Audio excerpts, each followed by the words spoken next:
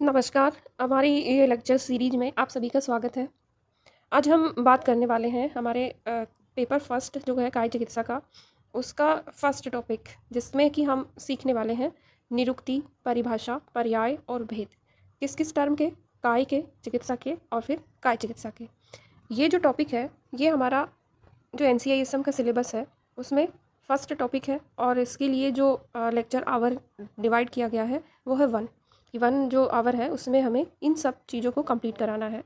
Course outcome की बात अगर हम देखें तो इसके अंदर हमें एक्सप्लेनेशन जो है निरुक्ति के बारे में, परिभाषा के बारे में, पर्याय और अगर भेद हैं इन टर्म के, काय के, चिकित्सा के और काय चिकित्सा के, ये बेसिकली डिस्कस करना है।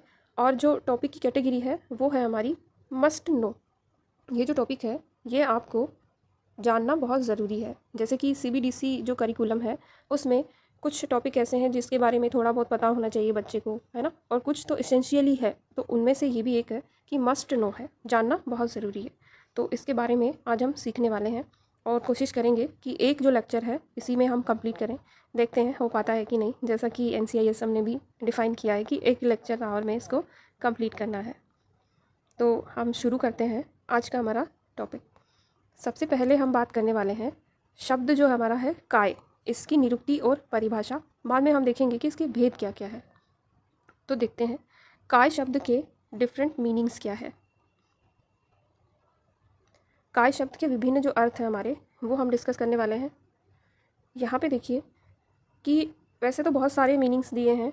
अब ऐसा होता है इसमें से प्रश्न, जैसे हम थ्योरेटिकल पॉइंट ऑफ व्यू देखें कि अगर हमें लिखने के लिए आता है तब तो हमारे पास चॉइस ऐसा है कि हमें जो भी कुछ इजीली याद है वो हम लिख सकते हैं। और अगर MCQs की बात हम करें तो वहाँ फिर हमारी चॉइस काम नहीं आती है। MCQ में क्या है कि हमारे पास चॉइस नहीं है, जो ऑप्शन है उन्हीं में से हमें सेलेक्ट करना होता है सही। तो वहाँ के लिए हम MCQ डिस्कस करेंगे, तब देखते हैं। अभी थ्योरेटिकल आस्पेक्ट हम देख रहे हैं इसका। तो जो टर्म काय है उसका फर्स्ट मीनिंग किया गया है चीयते अन्नादिभीर इति काय, मतलब जिसका अन्न आदि से पोषण हो रहा है, ठीक है, उसको हम काय कहते हैं। शब्द उत्पत्ति अगर आपको ध्यान रहती है तो ध्यान रख सकते हैं, इतना एसेंशियल नहीं है। अगर लॉन्ग क्वेश्चन आता है या 5 मार्क्स के लिए तब आप इसको लिख सकते हैं कि जो धातु है हमारी चीय धातु में चयने धातु और धय प्रत्यय करने से ये शब्द बनता है काय, जिसका कि अर्थ क्या बताया गया है, जिसका अन्न आदि से डेली बेसिस पे पोषण हो रहा है, यानी कि एनाबोलिज्म की कैटेगरी में हम इसको रख सकते हैं। नेक्स्ट देह, अभी हम थोड़ी देर बाद देखेंगे। दूसरा जो मीनिंग है वो है इसका शरीर। शरीर तो फर्स्ट ईयर से पढ़ते आ रहे हैं। शणाति शीरियते व शरीरम, थोड़ा मिस प्रिंटिंग है इसमें, तो इसका ऐसे ध्यान रखना आपको कि बाह्य और आभ्यंतर क्रियाएं शरीर में निरंतर चल रही है। उसकी वजह से क्या हो रहा है, प्रति क्षण जो है शरीर में कुछ ना कुछ चेंजेज हो रहे हैं और उसकी वजह से नाश हो रहा है। तो इस बेसिस में शरीर का जो मीनिंग है वो हमारा कैटाबोलिज्म, जिसको कि हम मल पाक भी बोल सकते हैं, उसके संदर्भ में किया जाता है। और ऊपर हमने अभी देखा, क्या देखा हमने, काय शब्द, काय का अर्थ हमने देखा था एनाबोलिज्म के रेफरेंस में। तो ये यहाँ पे प्रसाद भाग और इधर हमारा मलपाक, ठीक है, कैटाबोलिज्म। अब सबसे इम्पोर्टेंट जो है हमारा मीनिंग, और कुछ ध्यान रहे नहीं रहे आपको, ये ज़रूर ध्यान रहना चाहिए, ठीक है। कायति शब्दायते इति काय, यहाँ काय जो शब्द है उससे 2 मीनिंग लिए जा रहे हैं, मन और हृदय। यही सबसे इम्पोर्टेंट इसकी निरुक्ति है और परिभाषा जो आपको ध्यान रखनी है। बाकी सब भूल जाएंगे लेकिन इसको नहीं भूलना है, ठीक है। जैसे ये टॉपिक मस्ट नो है, उसी तरह से जो ये वाली डेफिनेशन और निरुक्ति है ये बहुत इंपॉर्टेंट है। अब समझते हैं इसको।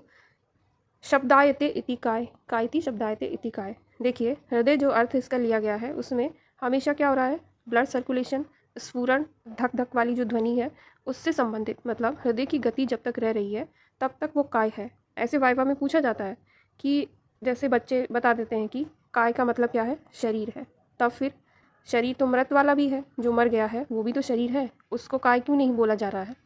तब आपको ये डिफरेंस बताना है कि नहीं, जिसमें गति हो रही है ना, शब्द उत्पत्ति हो रही है, और वो कब होगी, जब आपका हृदय है वो सुचारू रूप से गति को कर रहा है, इसीलिए, ठीक है। तो इसको अभी हम एक और आगे पढ़ेंगे, जब भेद पढ़ेंगे तब ध्यान रखना है, तो बहुत इंपॉर्टेंट है। फिर नेक्स्ट है, ये भी काफ़ी इंपॉर्टेंट है, जठराग्नि। अग्नि की स्थिति है जब तक ही जीवन की स्थिति है। यहाँ मिस प्रिंटिंग है, ध्यान रख लेंगे, जठराग्नि कर लीजिए इसको।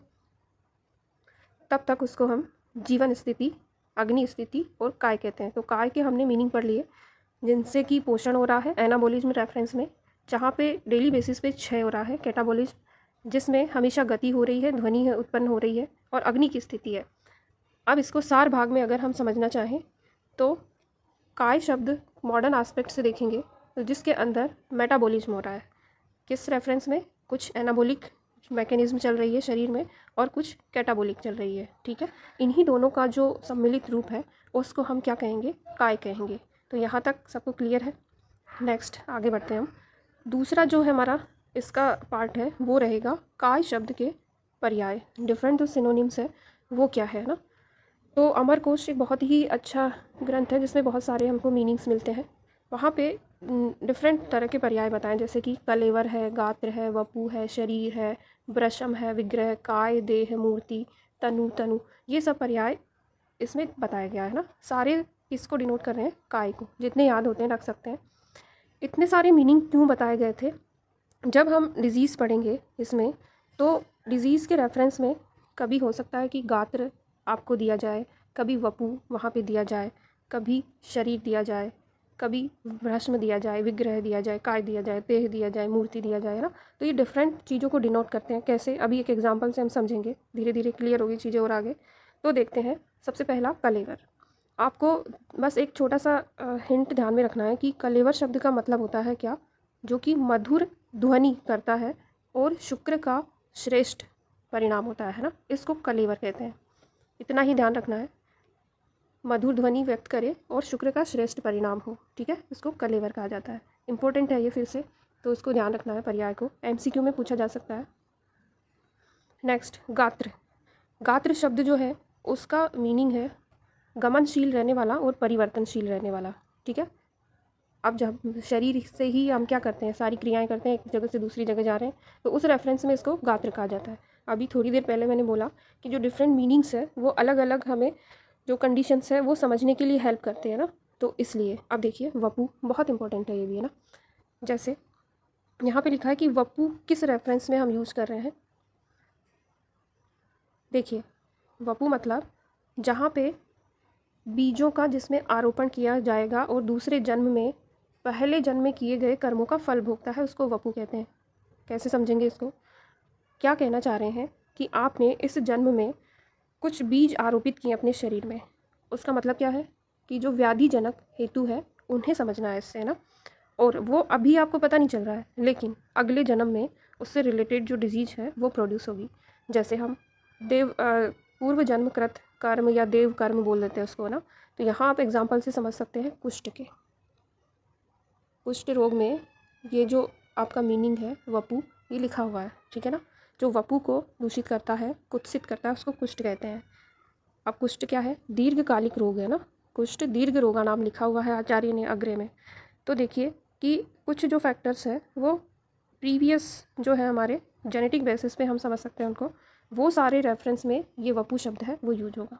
नेक्स्ट, संघनन, जिसमें पंच महाभूतों का समुचित संगठन है। मतलब ये भी जो हमने ऊपर पढ़ा था कि जहाँ पे उपचय आदि क्रियाएं हो रही है, ठीक है, उन्हीं को ना संगनन हो रहा है। चपापचय वही मेटाबॉलिज्म को डिफाइन कर रही है ये चीज़, उसको उस संदर्भ में क्या कह दे रहे हैं, इसको हम कह दे रहे हैं संगनन। नेक्स्ट, शरीर हम पढ़ चुके हैं, प्रतिक्षण जो क्षय हो रहा है उसको शरीर कह रहे हैं। भ्रष्म मतलब जिसके अंदर प्रजनन की सामर्थ्य है, ठीक है, जो रिप्रोडक्टिव हमारा सिस्टम है वो कैपेबल है ना, रिप्रोडक्शन से रिलेटेड जो सारे वर्क है वो हैम्पर नहीं हो रहे हैं, उसे उस रेफरेंस में ये शब्द हमारा यूज हो रहा है, प्रजनन सामर्थ्य वाला, ठीक है। नेक्स्ट चलते हैं, काय। चीयते अन्नाभिधीर्य काय, सॉरी एक छूट गया हमारा, विग्रह। विग्रह क्या है, जहाँ पे सुख और दुख को ग्रहण करने की बात आ रही है। सुख और दुख से क्या मतलब है, यहाँ पर व्याधि के संदर्भ में समझना है, ठीक है। सुख का मतलब तो आरोग्य हो गया और दुख यानी कि व्याधि, दुख व्याधि का पर्याय है एक। चीयते अन्नादि भी रीति काय हम पढ़ चुके हैं। देह भी हमने पढ़ लिया, जो शरीर और काय है दोनों को मिला दिया जाएगा तो क्या बनेगा, देह। जो कैटाबोलिज्म और एनाबोलिज्म है उन दोनों को कलेक्टिवली हम देह जो है मीनिंग हमारा उससे समझ सकते हैं। ठीक है। मूर्ति, जो चीज़ें हमें दिखाई देती है आकृतिवान है उन्हें हम मूर्ति कहते हैं। शरीर दिखाई देता है सभी को, ऐसा तो नहीं है कि सूक्ष्म शरीर है हमारे पास, है ना, तब तो नहीं दिखेगा। तनु, विस्तारे यानी प्रसारणशील होता है, उसको हम क्या कहते हैं, तनु। नित्य प्रतिदिन वृद्धि हो रही है तो प्रसरण हो रहा है, इसलिए ये कुछ मीनिंग्स है। इसमें से आपको इम्पोर्टेंट क्या क्या ध्यान रखना है, कलेवर ध्यान रखना है, फिर वपु ध्यान रखेंगे आप, इसके बाद में काय और देह ये सब और सब पहचान लेंगे। नेक्स्ट आता है हमारा काय के भेद। ठीक है, वैसे तो ये आप पहले ही पढ़ चुके हैं फर्स्ट ईयर में, फिर भी थोड़ा सा जस्ट रिवीजन के बेसिस पे हम देख रहे हैं। इसके जो डिफरेंट टाइप्स है, जैसे कि मन के अनुसार हमें पता है कि सात्विक, ये फिर से मैं स्प्रिंट है, ध्यान रख लेना है इसका।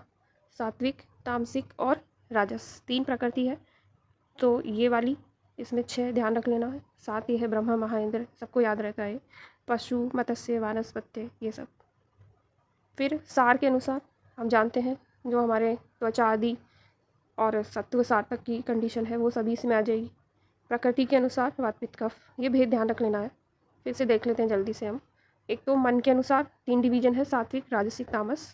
फिर सार के अनुसार है और प्रकृति के अनुसार। ये काफ़ी डिटेल में है लेकिन हमें अभी इसमें इतना ज़रूरत नहीं है, सिर्फ सुपरफिशियल ध्यान रखना है इसको। और आपको डिटेल में पढ़ना है तो आप इनको देख सकते हैं, फर्स्ट ईयर का जस्ट रिवीजन है। ठीक है, वो सारी चीज़ें रोग निदान की और इसमें सिमिलरिटी रखती है। नेक्स्ट हमारी टर्म आती है चिकित्सा। तो हमने काय की निरुक्ति, परिभाषा और भेद डिस्कस कर लिया अभी तक। अब देख रहे हैं हम चिकित्सा के बारे में। चिकित्सा के भी बहुत सारे मीनिंग्स, बहुत परिभाषाएं दी है।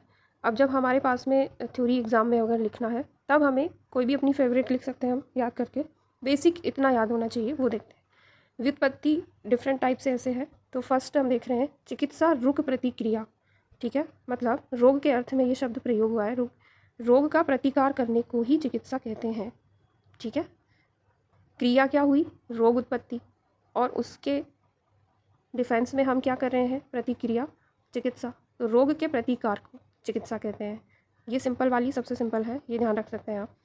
चिकित्सा रुक प्रतिक्रिया, रुजय प्रतिक्रिया, निरसनम, ऐसा बोल देते हैं, ये याद कर सकते हैं, हो जाएगा। चिकित्सा की परिभाषा, शरीर में विषम हुए दोष, धातु एवं मल, क्या क्या दोष, धातु और मल विषम हो गए हैं, उनको साम्य अवस्था में प्राप्त करने को चिकित्सा कहते हैं। बोलते हैं ना हम कि जो धातु साम्य है वो तो आरोग्य की स्थिति है, और जब वो विषम हो गया तो वो क्या हो गया, रोग की स्थिति है ना। तो ये सबसे अच्छा डेफिनेशन है। या भी क्रिया भी जायन्ते शरीर धातवे समा, सा चिकित्सा विकाराणाम कर्म तद भिषजाम स्मृतम, चरक सूत्र चैप्टर नंबर 16 का 34 श्लोक है ना, इसका रेफरेंस भी ध्यान रखेंगे। अगर आपसे चिकित्सा की परिभाषा वाइवा में भी पूछी जाती है तो ये आप बता सकते हैं, ये बहुत अच्छी डेफिनेशन है। और भी बहुत सारी डेफिनेशन है, बेसिक आप इतना याद कर सकते हैं। ठीक है, अब आते हैं चिकित्सा के पर्याय, पूछे जाते हैं, ये इम्पोर्टेंट है।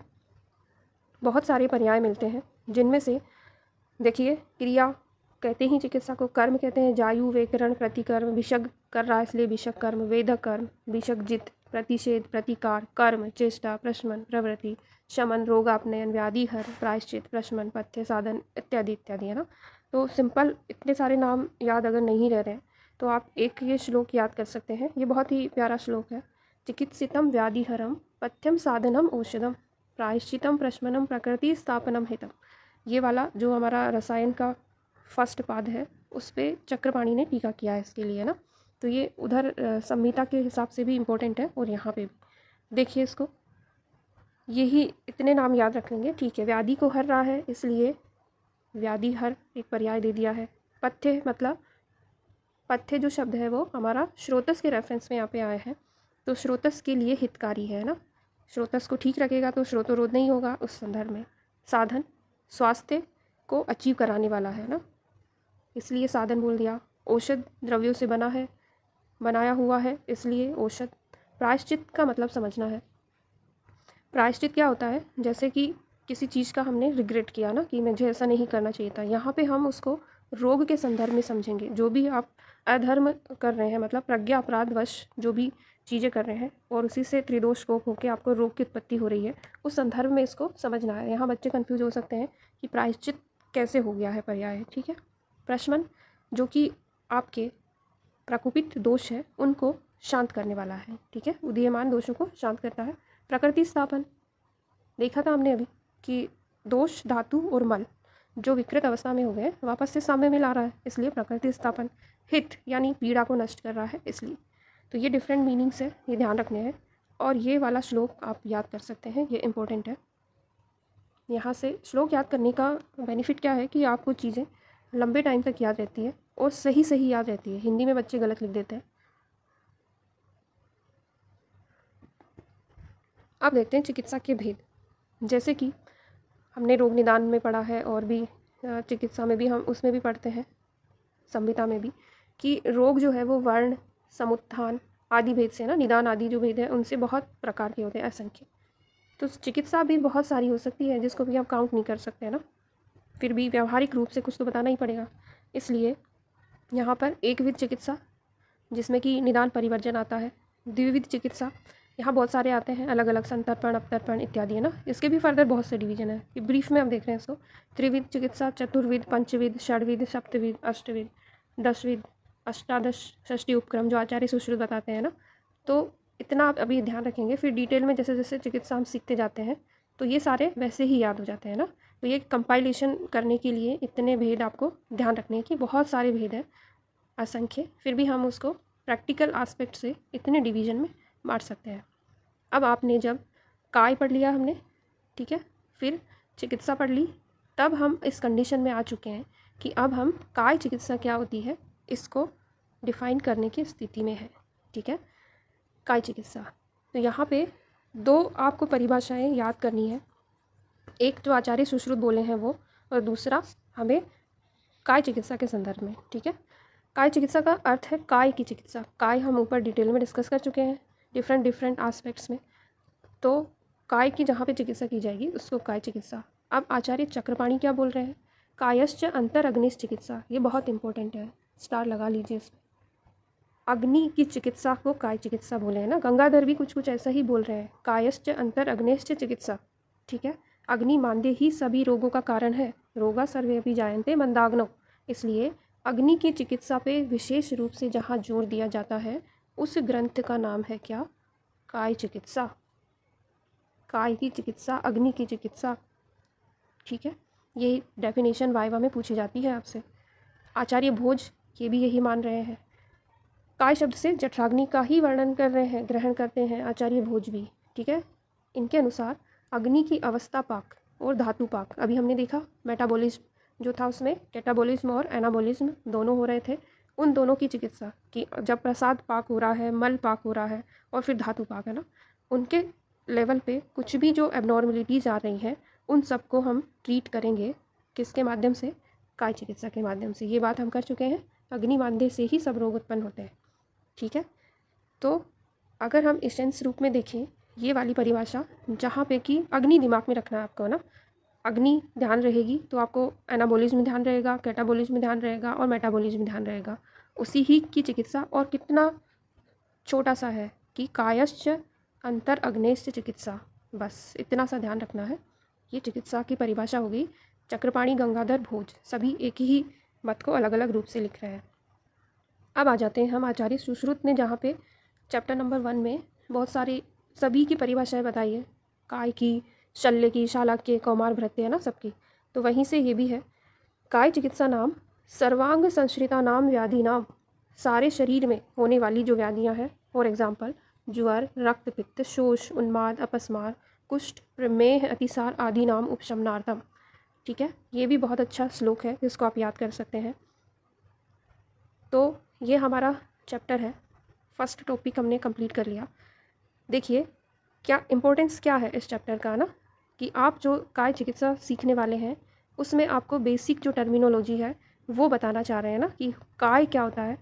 आप विभिन्न प्रकार की जो डिजीज़ पढ़ने वाले हैं वहाँ पे कभी जैसे वपु शब्द यूज होगा संप्राप्ति के लिए, परिभाषा के लिए, कभी शरीर यूज होगा, कभी देह यूज होगा ना, तो वो हम धीरे धीरे समझते जाएंगे। बेसिक मीनिंग अगर हमें पता है यहाँ से तो हमें जो रेफरेंस है डिजीज़ का वो समझने के लिए काफ़ी ईजी हो जाएगा। फिर चिकित्सा के बारे में बेसिक सिखा दिया गया यहाँ पे कि चिकित्सा क्या होती है, कितने टाइप की हो सकती है। उसके बाद में काय चिकित्सा से हम क्या समझते हैं ना, तो एमसीक्यूज यहाँ से बहुत सारे बन सकते हैं कि पर्याय कौन सा किसका नहीं है ना, उस बेसिस पे बन सकता है। निरुक्ति परिभाषा सिंपल सी पूछी जा सकती है। ये थ्योरी एग्ज़ाम के लिए हो गया ना। वाइवा के पॉइंट ऑफ व्यू से बहुत ज़्यादा इंपॉर्टेंट है ये चैप्टर। आप जब काय चिकित्सा के वाइवा के लिए बैठते हैं, जाते हैं, तो सबसे पहले यही पूछा जाता है कि काय चिकित्सा की परिभाषा बताइए। ठीक है, बच्चे ये वाली परिभाषा बता देते हैं, वेल एंड गुड, आचार्य सुश्रुत वाली। इसके बाद एग्जामिनर ये भी पूछते हैं कि ये तो हो गया सुश्रुत के अनुसार, अब ये बताइए कि ये सुनना चाहते हैं बेसिकली वो क्या, कि अंतर अग्नि चिकित्सा क्या है ना, ये काय चिकित्सा अग्नि की चिकित्सा है, ये बतानी है। तो डिफरेंट जो एस्पेक्ट्स हैं इस चैप्टर के वो हमने देखे, और क्या क्या अप्लाइड पोर्शन है वो भी समझ लिया। इसका जो PDF है वो मिल जाएगा आपको। फिर नेक्स्ट लेक्चर में हम दूसरा जो हमारा टॉपिक रहेगा मेडिकल एथिक्स वाला, उसके बारे में डिस्कस करेंगे। धन्यवाद।